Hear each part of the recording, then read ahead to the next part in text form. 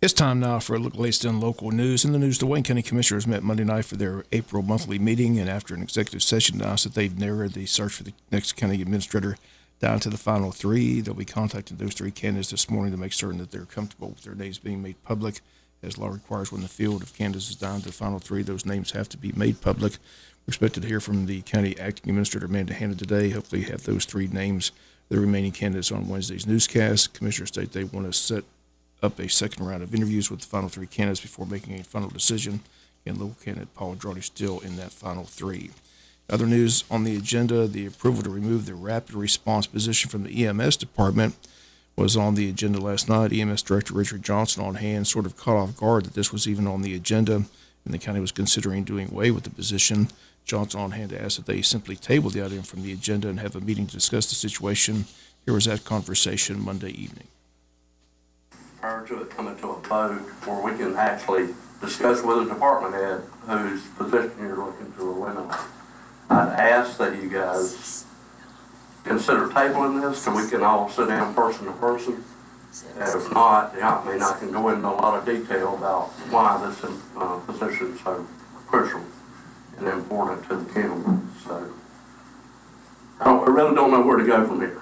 I mean, if you guys would, if we had a motion to consider tabling it, we can sit down and talk, or I can go through this drawn out. I'll make a motion, because there's some things we need to talk to you personally, so I can understand why this position was created, and I can look and see what the position calls for. But like with my job as a project manager, you'd have to write a cyclopedia to do what all I do. My job description is this much, but what I actually do on a day-to-day basis, so I think in consideration to talk to you, because it is your department head. This person was, just was created to help you in that department. I think that's just a consideration. So I make the motion to, let's table it till we can meet with Mr. Johnson. I second your motion, Mr. Commissioner. All right, any more comments? I mean, I agree with that. I think we need to look through it and make sure we have all the facts. And the reason this was brought up was for justification, just like Mr. Johnson's talking about. We need to make sure that we can justify retaining this position and that it's actually doing what it's supposed to do, and we either continue or discontinue using it if we can't justify the reason for it and that it's actually a benefit for that service. I think it is absolutely critical that Wayne County citizens be able to call 911 and know someone's coming in a rapid manner. So if we need to table this, and because we had a work session and this was on it, but this is, everybody has a list of priorities. EMS is here. If my phone rings about anything, I'm going to get a phone call today about, is the ambulance going to come get me? It's so critically important. So yes, if you want to work this out, great, let's work it out. But this position is critical. Absolutely. I'd love to have a meeting with you guys in a different setting where we can go into fine detail about what this all encompasses. I like that conversation. Maybe we can set up a work session where we can have you in there, you can come in and either, justify Absolutely. whatever we need to do. All right, any more comments, Madam Clerk? This is to be tabled, yes, until. Commissioner McCrary, Yes. Commissioner Hopkins, Yes. Commissioner Thomas, Yes. Commissioner Hickox, Yes. Commissioner Gordon. Yes. And once again, the topic table, the meeting is expected to be set up with EMS Director Richard Johnson and the Commission before any decisions made. The position currently held by David Knopf. Once again, the item on the agenda was to simply remove the position altogether. Once again, tabled Monday night on the advice of EMS Director Richard Johnson. Under items with commissioners, a lengthy conversation about the well at J.C. Fairgrounds. Tim Hopkins motion to accept a bid from Purvises at $9,000 to repair the well. Hopkins says currently the fair is ongoing. Last week a circus where the well failed. Hopkins says it's in his district. He wants it fixed. He says the constituents definitely want the well repaired. Chairman McCurry says the bid process was not handled properly and has to be advertised in the newspaper and was not. McCrary was against taking any action last night. He says the new authority has the vision for the landing as an ecotourism. He says they should pay for the repairs. McCreary says he thought that was why the authority was established, to take off the burden of cost away from the county. He says they have $750,000 in the bank. He feels it's their responsibility. Conversation continued. Commissioner Jamie Hickox had these comments about the well. I don't know what's going on with this well, but I know that I sat there 3 years ago, 2 years ago, and I listened to the tourism board give a presentation on how they wanted to work with the J.C. Langdon because tourism. And they offered to take on that whole entire area on a long-term lease. And what happened? Nothing good came out of that. Nothing. Nothing.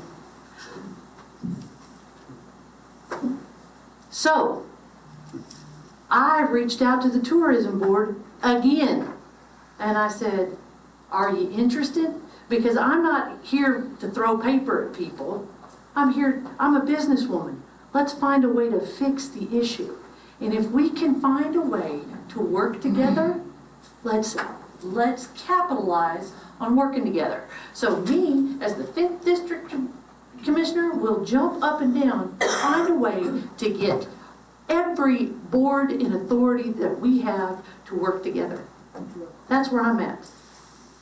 That's where we are too. When I they didn't make- hear that. I'm not done yet. I'm done, but you just hurt my feelings so bad, it just comes out. That was so dramatic. See how everybody hurt your feelings. All right, so we have rescinded that. And once again, that part of the discussion last night about the well, commissioners took no action. Monday, they said the bid process has to be followed. Again, it was a lengthy meeting, 3 hours long. We'll be back with more from the county meeting after this word from our sponsor, other commercial messages, so please stay tuned. Other news from the county meeting last night, they approved the language of term limits, which will be on the ballot. The voters will decide in November if they're in favor of the term limits set by the commission. Again, they want the term limits to be no more than 12 years on a commission board. The vote 4-1, Commissioner James Thomas voting no. Commissioner Tim Hopkins stated that he felt that this still takes away a choice for the voters, but since the voters will be voting to decide the issue, he voted yes on the term limit language. Commissioners approved a proclamation for Crime Victims Week that's set for April 23rd through the 29th. Commissioners approved a $16,000 one-time payment to the city of Odom for repairs for their ball fields. They state this is a one-time agreement, has to be in writing and specific on what all is to take place. They state Rec Director Lamar Eccles will be working with one person only from Odom. They stated Monday this is not a budget item, so at the next meeting, they'll have to amend the budget. Under board appointments, Anita Cahill was reappointed to the Registrar's Board. The board voted in Bruce Wynn to replace Denzel Thomas. He's on the Registrar Board. Denzel Thomas, he's retiring, not serving anymore. He's served over 40 years on the board, and commissioners thanked him for his years of dedication and service. They tabled the appointment to the Seven Rivers Committee. Again, Mickey Whittington resigned from that position. He served on that board for 13 years. Once again, he was thanked as well and recognized for his years of service. Again, they're still searching for a replacement for him. Jesup City Commissioners are on their way to the retreat on Weston Hotel. The moderator of the retreat will be City Manager Rose Marcus. Today's agenda begins at 3 to 5. They'll have their welcome and talk about retreat expectations, SPLOST negotiations, items with the mayor and commissioners. Wednesday, April 5th, 9 a.m. to 5 p.m., a full agenda. Update on city projects, funding for Craig Williams Pool to be discussed, RFP for Pine Street Fire Station to be discussed, purchase new fire truck with SPLOST to be discussed, and the proposed 2023-2024 city budget. On Thursday from 8 to 12, a review and discussion and wrap up. Again, the city commissioners and the mayor on a 3-day retreat, April 4th through 6th, down on Jekyll Island at the Weston Hotel. We'll be back with some final news notes after this word from our sponsor, the commercial messages, so please stay tuned. Final notes and news, the reminder of the 6th Annual Appling County Law Enforcement First Responder Expo taking place tomorrow at the Appling County Ag Center. That gets underway from 10 to 3. Again, lunch will be provided by the Appling County Sheriff's Department. Jesup Community Blood Drive, sponsored by the Jesup Shriners Ladies Auxiliary, is set for Calvary Baptist Church Gymnasium on Monday, April 17th. The time from 1 to 6 p.m. Again, to schedule an appointment, they ask you please visit redcrossblood.org, enter Jesup to schedule an appointment. Once again, that blood drive this coming Monday, April 17th from 1 to 6 p.m. Wayne County 10-Day Fair is underway. It goes all the way till April the 8th. Again, Tuesday through Thursday, 6 to 10, Friday and Saturday, 6 to 11. Admission price $10. That includes all the rides. Again, taking place out of the JC Fairgrounds.